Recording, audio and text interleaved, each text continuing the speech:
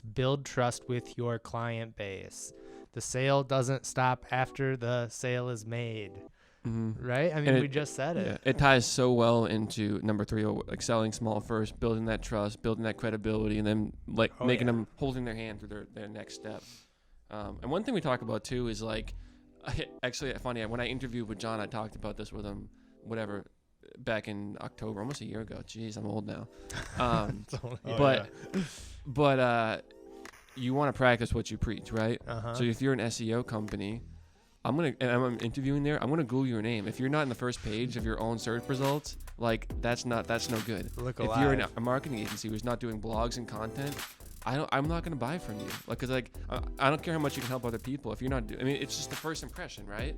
That's how you build. That's how you build that trust, just on that like practicing what you preach. And for anything, like if you're a company, I don't know. It's like I had a dentist once who had just yellow, disgusting teeth. And I'm like, I don't want to go there anymore. I don't trust them. It's psychology. Red flag for days. And he might be a great dentist, but like his teeth were all messed up. He's got to be a great one. He's like, if only I could get in there and get my own. So, that's where my mind goes on that. That's pretty funny. And anybody that's used any sort of CRM, especially HubSpot, I see it after I talk to somebody on the phone and there's interest and we book a follow-on meeting. I can always see them go onto our website and engage in our content and look around our blogs, look around what we're posting. They're going to start feeling you out a little bit, aren't they? This was actually on a call that John and I had 3 days ago now.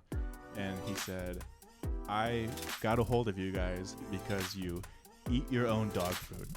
And it's just such a weird thing he said. Explain that. I feel like I've heard it, but I don't. Like we can be like the best marketing agency and get a lot of stuff for people, but why would you hire an agency or anybody else for that matter that doesn't do what they are promising to do? Like a practice what you preach. Yeah. Is it that what it means? Practice what you preach. I don't want to dumb myself down by not knowing the dog food metaphor, but yeah, he said it like 4 times during the call, and he's like, "Oh, and I just love that you guys eat your own dog food." It's like, are you trying to fight me? What does that mean? I wonder if he's like his term he made up. He's like trying to make fetch happen. Yeah. Wait, you saw that? You saw me eat dog food? That's great, guys. I feel like this was a little bit short, but like pretty compact and to the point. Maybe like let's leave like our favorite sales tips before, like in addition to what we said, if you guys have any good ones. Sales tips. Yeah.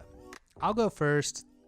And, it really relates to me because I do most of our video here, but I love the addition that we did with Sam.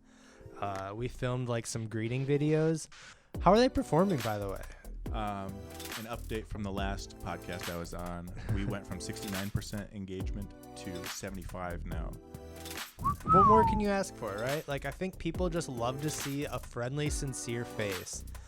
It's so much better than an email any day, right? Yeah. Like, even just like a picture of you at the bottom of your sales email is going to do like what? I don't have the exact metrics, but it's going to probably do twice as good as just the text. Makes it so much more human for people because in 2019, everybody knows that any company worth anything is sending out mass emails that are automated. Yeah. It's happening. But to have that personal touch in there that, oh, this is Sam. It's coming from Sam at Web Canopy Studio. Here's an actual video of Sam at Web Canopy Studio talking. Yeah. Oh, this is a real guy. I can book some time and I'll actually talk to him. And I think it goes a long way, right? Yeah. And another thing on top of that, this will be my tip. Our MQL sequences that get emailed out. So let's touch back before we just brush over that. Like we talked about MQLs, and this is a sequence that starts right after they become an MQL, right? And I guess to go into that, a sequence it's like a workflow, but a little different, right? Like it's a series of emails and or calls or other tasks that you have to do with the client. And it's just and it's automated within your CRM. And it's a playbook, just so you know, this is what I do next. This is what I do after that. Yep. And it just makes life so much easier. Especially if you have like a guessing. big sales team. Oh boy, you Absolutely. gotta have some sort of rhythm set. And so our MQL sequence, amateur hour. Oh man. Our MQL sequences have a lot of like fill in the blanks in there. So I actually have to go to people's website and find something out about them and put something in there, like a tip for their website. Like, hey, I saw that you're not using a live chat or a chat bot on your website.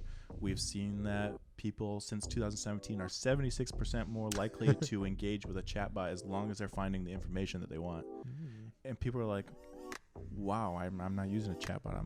Let me talk to this guy and see what else he can tell me. And that kind of goes back to like providing actual value because I mean, you should think of a live chat on your site if you don't have one, right? Keep it personal.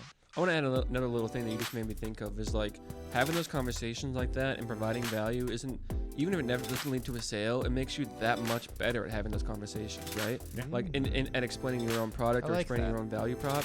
It's kind of like, I mean, like, I don't know. I used to, when I was applying for jobs, take any interview I could get, even if I didn't want the job, just because I'm like, it's practice, right? Yeah. It's just sort of like getting that exposure and just having those conversations. When the big one comes along, you know what to say to get the green light. You know what else it's like? It's like if you're doing a paid ad campaign and you're not getting all the clicks and conversions, but you're getting all these impressions. Yep. It's like you're still getting in front of people. Yeah, people are still seeing you.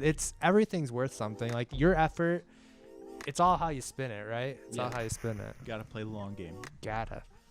I don't know, guys. I feel good. How about you? Any last words of wisdom? I'm good. All right. Bye. Bye.